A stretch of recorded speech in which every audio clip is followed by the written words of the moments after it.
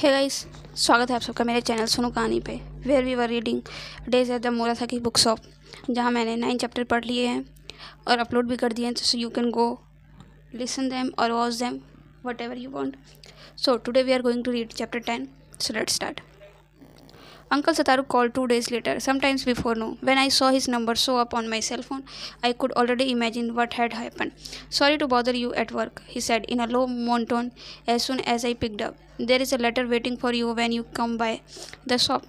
So, that's what happened. I let out a long sigh. I should not have let her go off like that. Yet, even if I had known that this was going to happen, what on earth could I have done? Momoko did not play fair, I knew that. As I squeezed my cell phone in my hand, I could feel the anger welling up inside me. Takako, I hadn't said anything for so long that my uncle called out to me, starting to doubt I was still there. I'm coming right over. What about work? My uncle was asking when I hung up.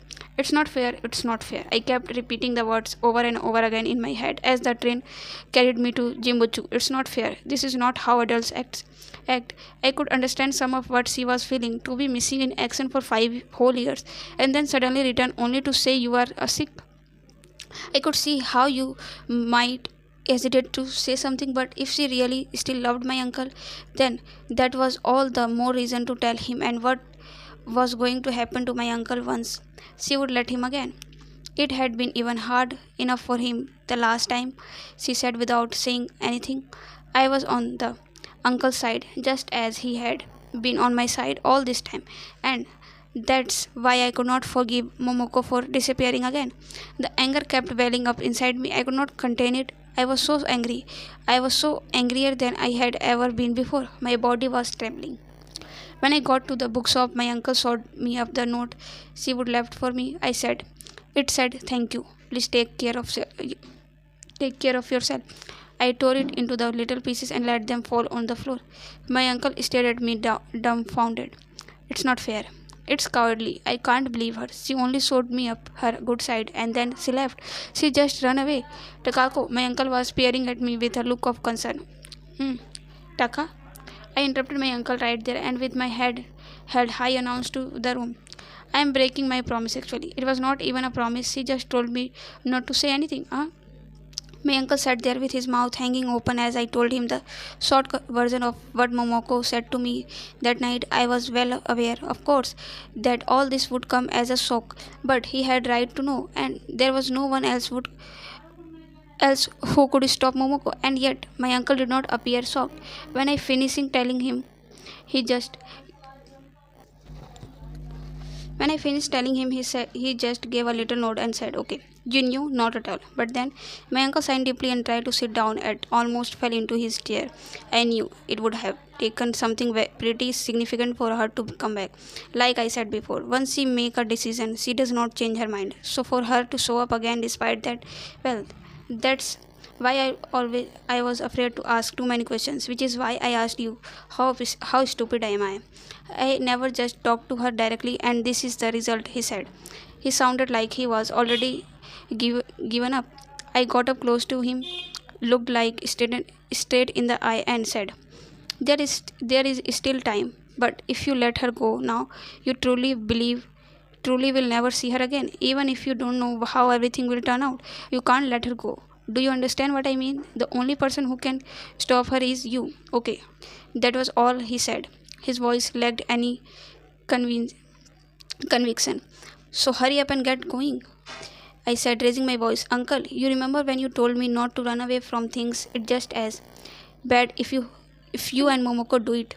I'll watch the store. You go to her, but I don't know where to find her." He still had a look in his eye like he felt powerless to stop her. "Nothing comes to mind. Some place Momoko would think to go first?" I asked. He stared at me for a moment, looking dumbfounded. "Nope, it can't be. There is got to be some place. Momoko is your wife." "That's true, but I am telling you, try thinking of some place that's special to her." My uncle stared at me blankly for a long while. Then suddenly he said, "Oh, there is one place, maybe." "No, it's got to be there." "You have got it?" I asked again. "I do. I might just make it there in time," he said, nodding forcefully now. He almost flew out of his chair. "Takako, can I ask you another favor?" "Sure. I'm not paying you for the hours, right?" I know that, you idiot, I shouted. There was no time for this stupid routine. My uncle finally went running out of the store like he I would have given him a kick in his pants. I hoped that he would be able to stop her this time. I stood in the doorway of the store and watched as my uncle bolted down Sakura Street. He seemed to get smaller and smaller as he ran. Unfortunately, because of his bad luck, the scene was interrupted a few times by him stopping up thumb his lower back. But that's how it goes, I guess. After my uncle disappeared from view, I stood for a while in a daze looking up at the narrow band of sky visible through the gap between the building on the block. It was the same aqua blue autumn sky with the little dappled clouds drifting slowly across. It's like a school of fish. What happened? The store's open, right? A middle-aged man had stopped in front of the shop. He gave me a curious glance and then ducked inside. I followed him in. Welcome to the Morisaki bookshop, I said. I would played my I had played my part. Now the rest was up to my uncle. I sat down at my old spot at the counter and waited for Momoko and my uncle to return. Chapter 11. The trees on the street had already dropped the last of their leaves when I saw Vada again. That night, I stopped by the Savior for the first time in close to a month. I had not felt much like going for a while, even when I had passed it on the street. I just walked right by. But as the weather turned colder day by day, I found myself craving their coffee. I opened the door and said, "Oh." Vada was sitting at the table in the back. Our eyes met right away. He had noticed me too. I thought I screwed this up, didn't I? And tried to get away with just a quick hello, but he stood up instantly and waited for me to come over. "Nice to see you," I said, feeling a bit frustrated as I sat across from him. "It's been a while," he replied with his usual cool tone. The waitress brought over water and asked, "Are you ready to order?" At the moment, I was still thinking I could just say hi, then change seats and order my coffee. So I said, "Not yet." She nodded and walked away, still smiling. It was a little while before Vada spoke. "How have you been?" "Okay, I guess. And you?" I replied. So, he said cheerfully and took a sip of his coffee. Was he still waiting for his ex-girlfriend to show up? But he would told me himself he was done with that. Just as that thought crossed my mind, Vada suddenly said, "I have been waiting for you." Then he reached into his bag and took out a paper bag. I realized it was a Sensuto Musano cozy book I had left behind that night before my trip. Friendship. So much had happened, I had completely forgotten about the book. I would never dreamed that Vada had it. "You held on it all this time for me?" I asked as he handed me the book. "That night I noticed the book after you would left. He asked the owner if he would give it to you the next time you came in, but he said he did not know who you were. He claimed he would never seen you before. There was no way the owner didn't know me. We had seen each other dozen of times. I was basically one of the regulars. That's how I ended up holding on the books. I do not have a way to contact you, so I have been stopping by from time to time to see if you were here. My timing must have been bad, so because I never ran into you. I felt guilty about it, but just waiting got boring, so I ended up reading your whole book. I listened to him tell me all this with my mouth hanging open, and then I saw the owner standing at the counter, and I finally understand what had happened. He was polishing the glasses, pretending not to recognize me. I watched him closely until our eyes met for an instant. Well, that was dumb. He probably had no idea that Vada was waiting for someone else. He would gotten all worked up over nothing. "I'm sorry for all of this," I said and bowed to Vada. "No, honestly, it was a nice opportunity for me to read a book that was not up the hill. I should be the one thanking you," he said with a playful laugh. After this strange twist, I felt like I could not hold back any longer. I looked down and felt my shoulders started to tremble. "Are you okay?" Vada watched me with a worried look on his face, but when he realized that I was laughing, he started laughing too. Little by little, we were starting to feel comfortable with each other. I realized that in my heart, I was genuinely delighted to see him again. It's true, seeing him made me incredibly happy. It did not matter what he felt about me. It was pointless to worry about that. There was nothing I could do to change that fact. I said, looking up at him again. "I am glad to see you. I could not leave without thanking the owner. I felt that deeply. Without his help, I really might never have seen Vada again. Even if I ordered 100 cups of coffee, I would still be in his debt." I'm glad to see you soon. See you too, he said. I mean, if I had not, I would have been guilty of larceny. So there is that. No, that's lie. I wanted to talk to you again, he laughed, scratching the back of his head in embarrassment. I was so embarrassed I could not look at him. Instead, I glanced out of the window and saw a reflection of the two of us face to face. Outside, the fierce winter wind was blowing, and it looked awfully cold. I was deeply grateful that the two of us had been able to run into each other again. Well, now, Vada said, scratching happily, let me pick up the tab today to thank you for lending me the book. That would not bother you, would it? I held up a finger and smiled. Well, okay, maybe just one cup. Still being modest, he pretended to act shocked for a moment, then he turned to our waitress who was walking by and waved her over. Chapter 12. The Morisaki bookshop stands alone at the corner of a street crowded with used books. It's teeny and old and really nothing much to look at. There are not many customers, and because it has limited selection, people who are not interested in its specialty never give it a second glance. But there are people who love this store, and as long as they are devoted to it, then that's enough. That's what my uncle Sataru, the shop owner, always says with a smile, and I agree because I love the bookshop and its owner. Today I am off from work and on my way to visit Jimbuju for the first time in ages. My uncle called me last week from excitement in his voice on the phone. I knew something had happened even without him telling me. She said she wanted to see you too. It's been so long, he said. Her condition had been improving and at the moment things seemed good. It was a relief to hear that, at least for the time being, and the thought of the seeing the two of them after so long made me walk a little more quickly to up the busy street. That day my uncle went running after her. Momoko did not come back to the bookshop, but my uncle was able to find her. He went to the temple where they would held the memorial service for their stillborn child. He said that when he found her, it looked like Momoko had been standing by the spring in the back of the temple for a long time. I did not dare ask for the details of what they said to each other. That's between the two of them, but they could have told each other any lies in the place where their child lay sleeping.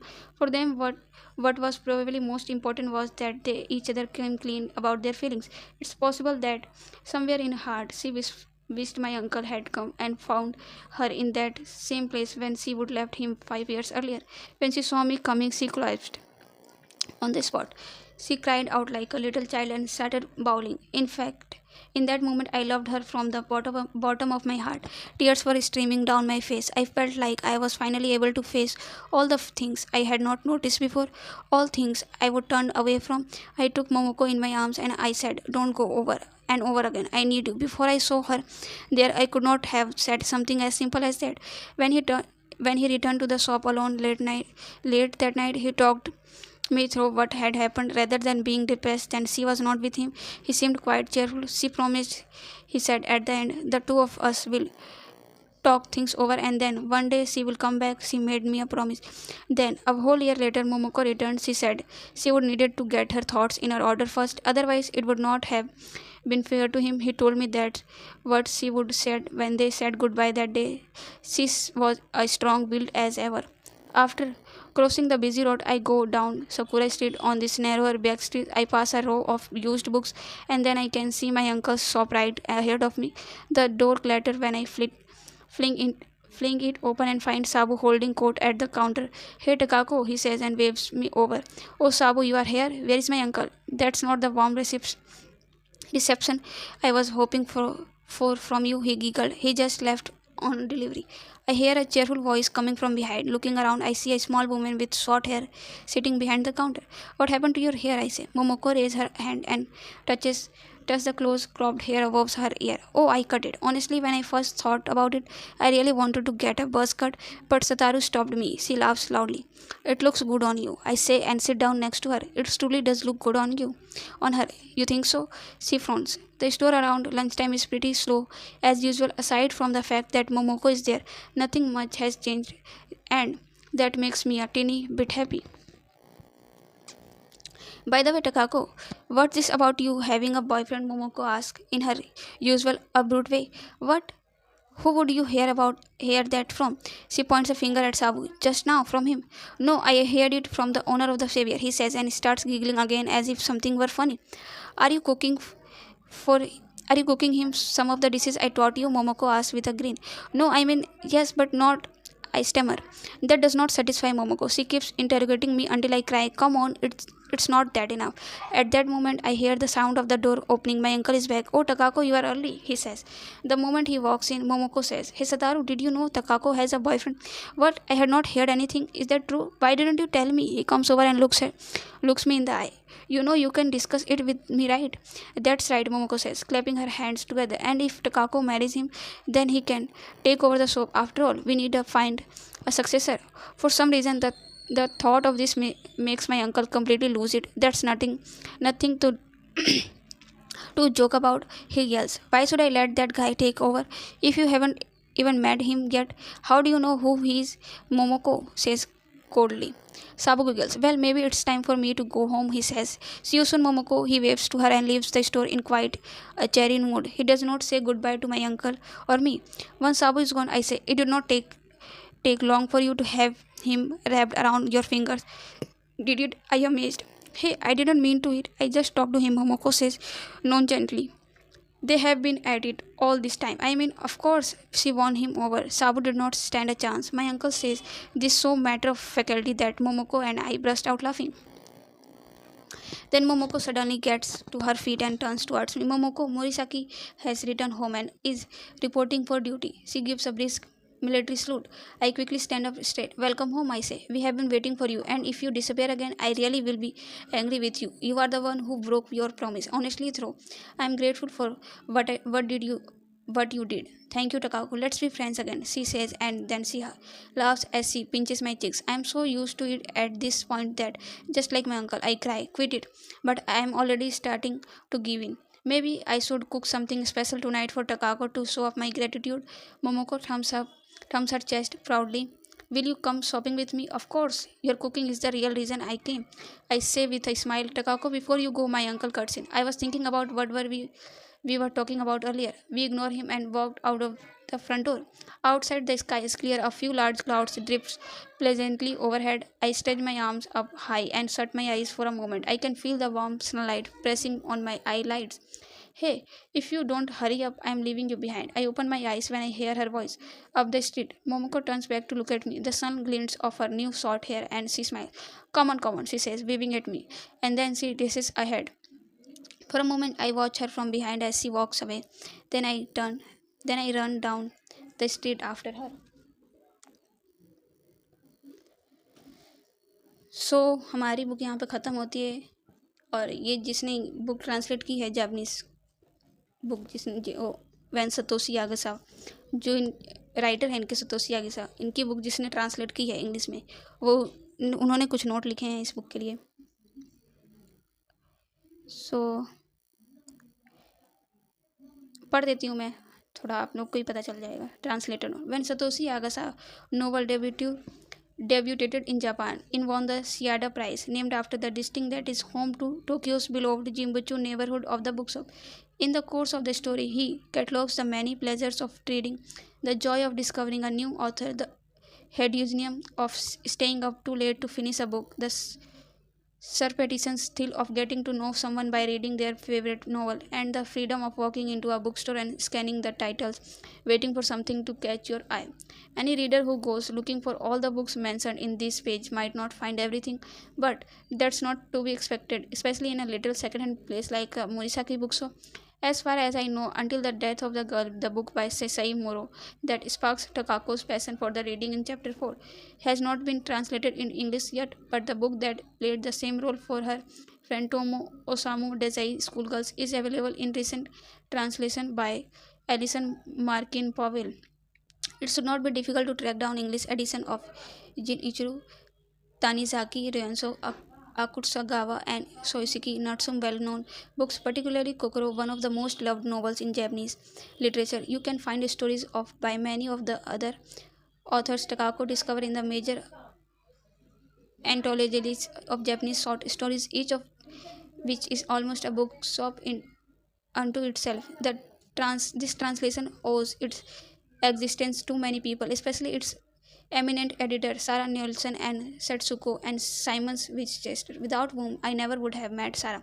I could not have done it without my parents, my father, Yuchi, who answered every question I had, and my mother, Susume, who first taught me the pleasure of reading. Then the text was immeasurably improved by my whole family, particularly my brother-in-law Bruno Navasiti and my sister Melissa, who each read multiple drafts, and by my friends Hiroku Tabuchi, Jonu, Suzuki, and Yahoo, who patiently offered their insights. I would also like to thank my wife Nicole, whom I met one day by chance in a bookstore and who is always my first reader. If you loved Days at the Morisaki bookshop, then you might enjoy the Door to Door bookshop. So, I guess Satoshi यागासाकी की ये भी एक book है, the door to door bookshop. And हाँ, और ये उस बुक के बारे में लिखा हुआ है, a man for all seasons. I don't know ये क्या है. आई गेस ये भी एक चैप्टर ही है, बट अगर आप लोग को इसका ये चैप्टर भी सुनना है तो आप लोग कमेंट कर सकते हैं, या फिर मैं अगली नेक्स्ट वीडियो में ये डाल ही दूँगी, अपलोड कर दूँगी. फॉर फिलहाल हमारी ये बुक ख़त्म हो चुकी है. मिलते हैं नेक्स्ट बुक के साथ. Thanks for watching.